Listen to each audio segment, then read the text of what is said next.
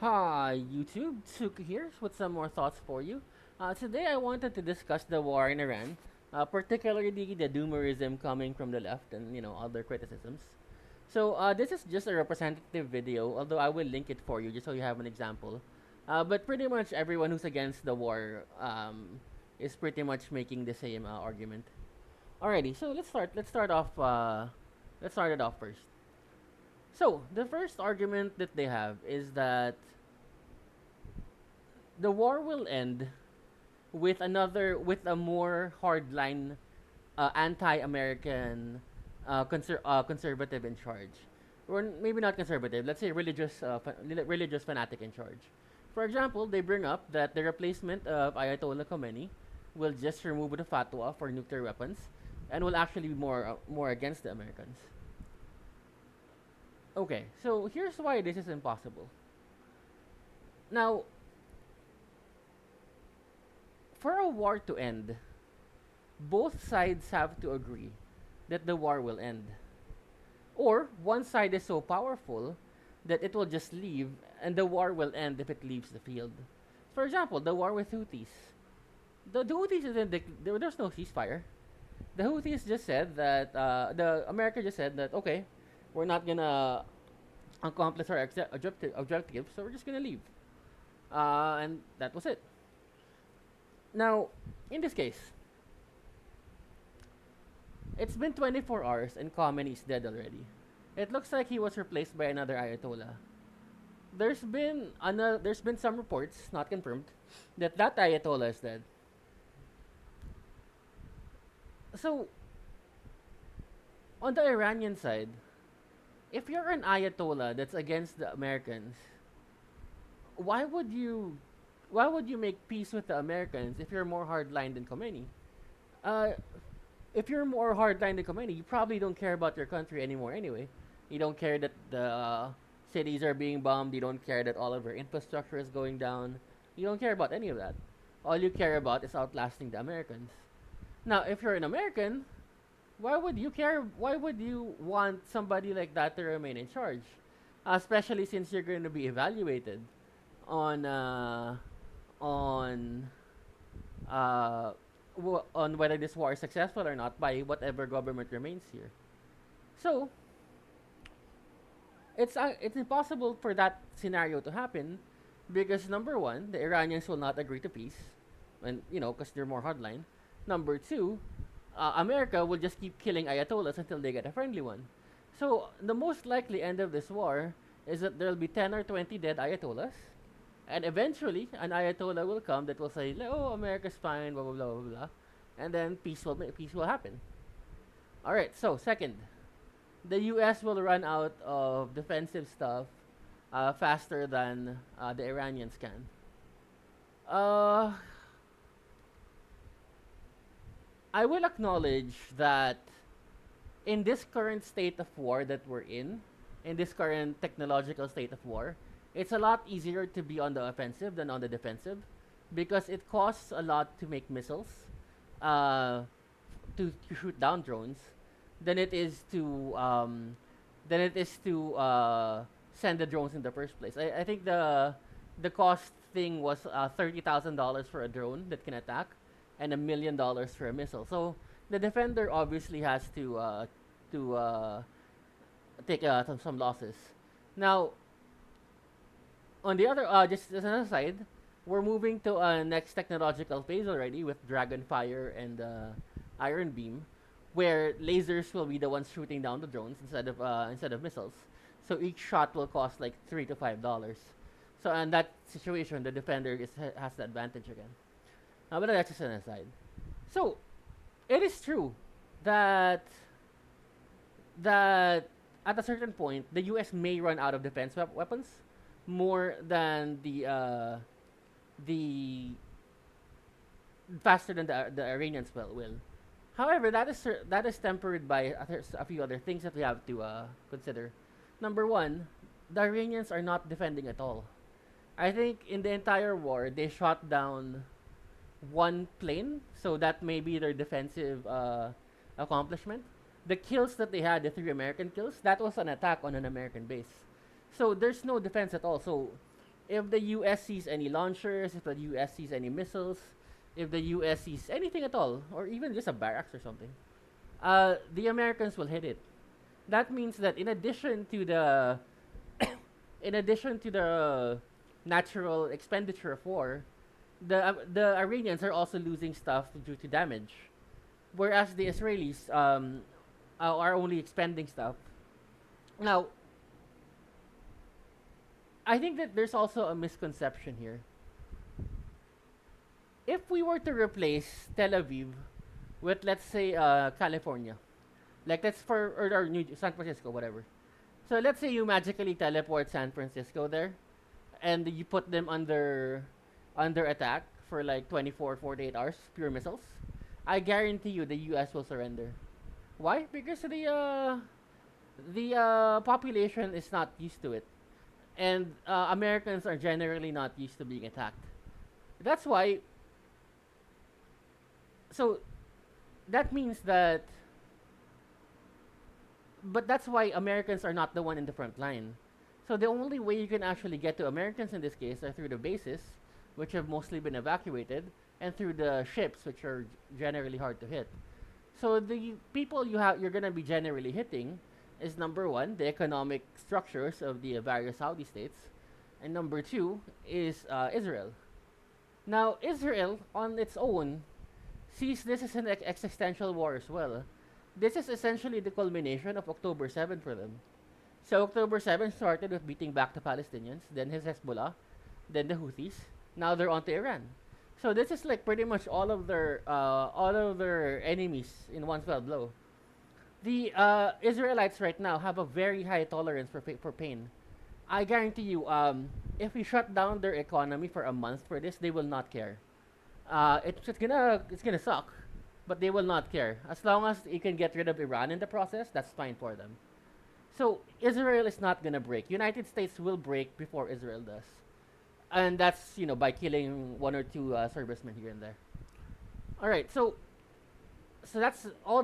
All this is to say that it doesn't matter if you run out of defensive weapons, because all you're gonna hit is Israel anyway, and they're prepared to take it on the chin. And so are the hardline Iranians, right? They're prepared to take it on the chin. So why would you think the Israelis are any less resolved? Now, another criticism is that if there's no regime change, this will be a failure for Trump because regime change is the standard for victory or something. Or because Trump set the standard at regime change. That's you don't set the standard. The losers don't set the standard for victory, or the bystanders don't. If there's regime change here, that's fine. That's good. That's the best. If there's regime collapse where there's a civil war, that's still fine. That still means that Iran is taken off the board. If there's a bunch of successor states, like a bunch go to Azerbaijan, Baluchistan get its own state, the Kurds get something, that's perfectly fine as well. So it's not that that hard. So it's not that difficult to see how this would end, and how victory can be achieved. Next, there is no plan. So and then another joke that they say that Trump said that we wanted to talk to some other guys, but they died as well during the first strike. That's fine. You don't need a specific plan like that. For example, let's say that your plan was to kill Khamenei, and then to talk to Abu Jimenad, the president of Iraq, whoever he was, Abu Jimenad or something like that. So let's say you kill Khamenei, and in the process you kill Abu Jimenad as well, the president. Do you pack up and go home? Is that it? You're done? No, you you find somebody else to talk to, right? So I'm saying that there's no hard and set plan for this. You kill the first layer, see if anyone's willing to talk to you in the second layer. If not, you kill the second layer. See if anyone's willing to talk to you in the second layer. If not, you kill the second layer. Then go to the third, then go to the fourth, then go to the fifth, then go to the sixth. Eventually, someone will talk to you. So that whenever somebody says that there's no U.S. plan, they're being obtuse. The U.S. has been perfectly clear about their plan here. kill everyone who needs killing, find someone to talk to us. Essentially, they just need an Iranian out there to surrender to them. So that can come, number one, through killing enough IRGC people that there's uh, one IRGC person that says, okay, we've had enough, we surrender. In that situation, you won't have regime change. The IRGC will stay in command, but similar to Venezuela, the IRGC will now answer to the U.S. They won't answer to China anymore, which is essentially why this war is being fought. We want them to get out of the Chinese orbit. Number two, the people rise up because they're targeting like outposts and stuff right now. I mean, the U.S. is targeting like army outposts and stuff. The people have a chance to rise up. They take over, and someone there, maybe Pahlavi, maybe whoever, will then surrender to the U.S. and you have the same situation. So the end result is what's important. The end result is a regime that answers to the U.S. That's it. Whether it's a continuation of the Iranian regime, whether it's 10 separate countries, whether it's the people doing democracy, which is probably the best, the end result is that Iran will answer to the U.S. Period. Okay, next. This will cause a global spike in oil. So there's many different layers to this. So number one, the Strait and Hormuz are closed. So there's two reasons you can close a strait. Number one, ships are not willing to risk the travel yet. Number two, um, they really can't travel because they're scared. So here's the situation right now. We're in the second day of war. Um, Production can still continue because they still have what do you call that, storage facilities in Saudi Arabia and all that stuff. And in any case, there are land and pipe routes to go from the Straits of Hormuz area, the whatever sea that's called, to the Red Sea. Let's check the map again. The Persian Gulf to the Red Sea. So there are like pipelines and roads and all that stuff. So you can get the oil from here and drive it to the other side. It's gonna cost more, but they can do it. So there is a way to still get oil out of the area. Now, but again, back to my first point. The ships right now, they're not really afraid of Iran sinking them. What they're trying to do is they're just waiting it out for a couple of days, and then seeing how this will go. There's no rush for them to risk themselves right now.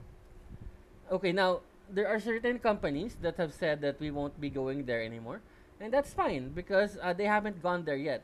What we're talking about right now is the ships that are currently stuck in the Persian Gulf. Now,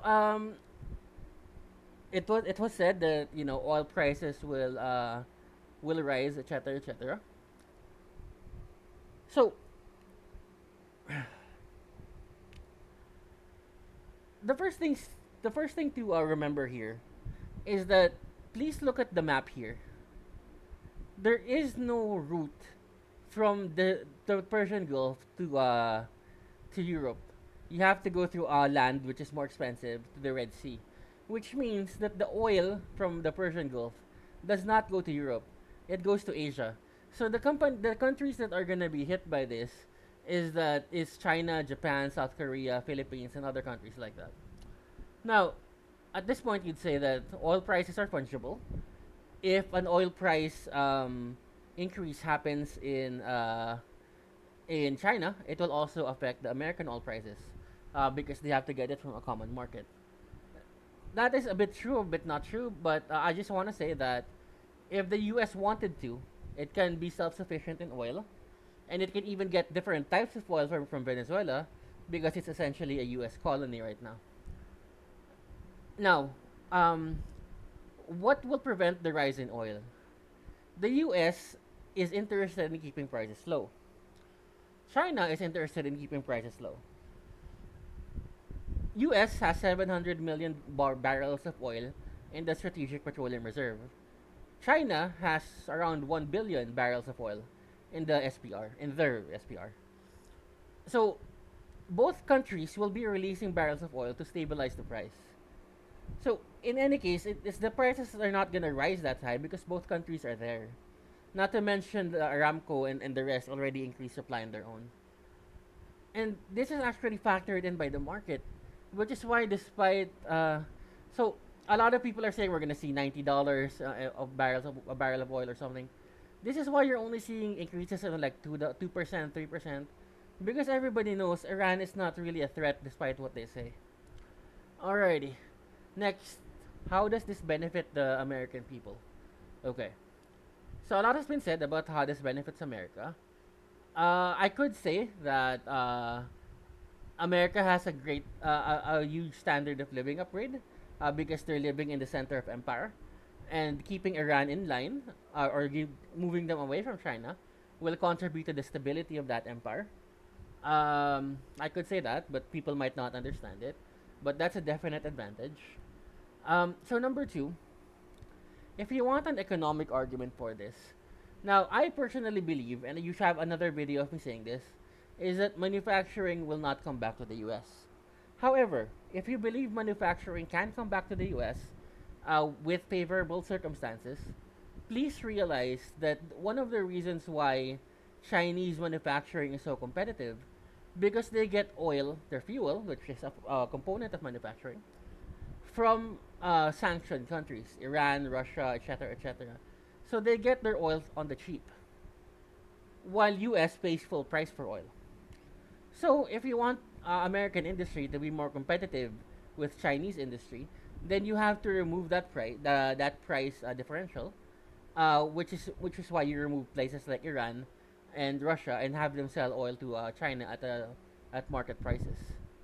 Now, there's also been some noise about destruction of oil facilities here. It's been 2 days. The oil facilities have barely been touched. Now, again, it's only been 2 days. I think there's some shot down drones or something like that. At the end of the day, Iran is gonna focus everything on Israel. They hate Israel more than the Arab countries. Will they annoy the Arab countries? Sure, but most of the stuff is still going through Israel. All right, so that is pretty much my reaction to all the doomerism uh, around the war in Iran. I hope like everybody realizes that. Oh, let's go with some other stuff. International law. Number one, I mean, the funny stuff about international law is that the people who care about it always say that, oh, this action is the death of international law, and then the next time something like that happens, oh, this action is the death of international law. It's the death of international. So, if that's your argument, international law died a long time ago. Now,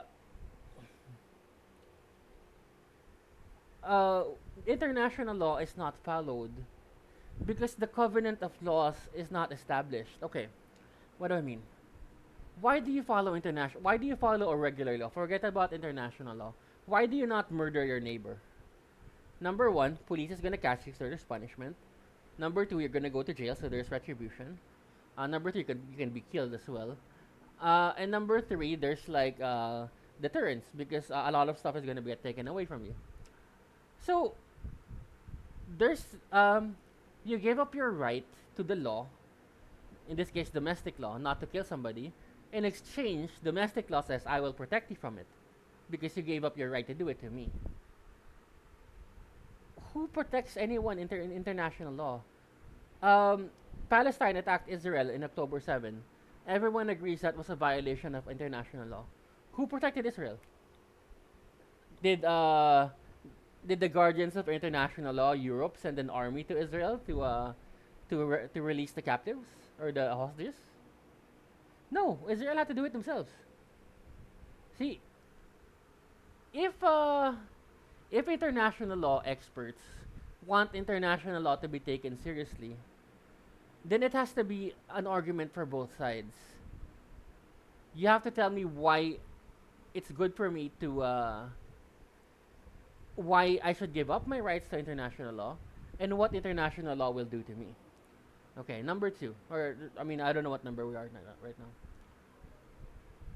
Assassinating all of these people, Khamenei, etc., etc., will embolden Russia and China to assassinate other people.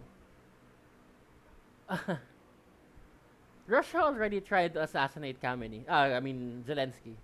Russia assassinates like people in England all the time, like spies and stuff. I'm sure China does the same thing. What's preventing China and Russia from assassinating people is not international law. It's because they can't do it. If they could do it, they already would have. Alrighty. Now, this will also embolden Russia and China to take over Taiwan and whatever. First off, I'm so tired of international law arguments. Russia already invaded Ukraine. Did international law stop them? No. India and China have border disputes. China is taking over Tibet. Did international law stop them? No. Russia and China do not care about international law any less than Europe than US does. US, Russia, China, neither of the three care about international law. The only one that cares about international law, Europe. Why? Out of out of Europe, US, China, and Russia, Europe has the weakest army. Therefore, the weakest army has to care about international law. Now, as a corollary to this, uh, some thinkers like Hassan or somebody will say that we're only breaking international law now because we're still the most powerful country on earth. There will come a time when we're not the most popular country on earth, and others will break international law, and there's nothing we can do about it. Okay, that's true. If others break international law and we're not powerful enough, there's nothing we can do about it. However, if we're at that point where we are not that powerful that we have to go crying to international law will not save us. Why does Palestine cry to international law when Israel attacks? Because they're not powerful to take on Israel on their own. Why do Lebanon and the rest cry to international law? Now, juxtapose this to another situation, Sudan. RSF and the army are fighting. Neither are crying to international law. Why? Because both sides believe they can beat each other. So at the end of the day, it's still hard power that matters. And if we're at that point where we're so weak that we have to rely on international law, there's nothing that can protect us. All right. Well, I hope I've dispelled some doomerisms about this war. Just stay strong. It will be won. We'll have a great Iran at the end of it. I think. If not, we'll have a destroyed Iran in civil war, which is still the same. And there we go. I will see you tomorrow. Have a good day.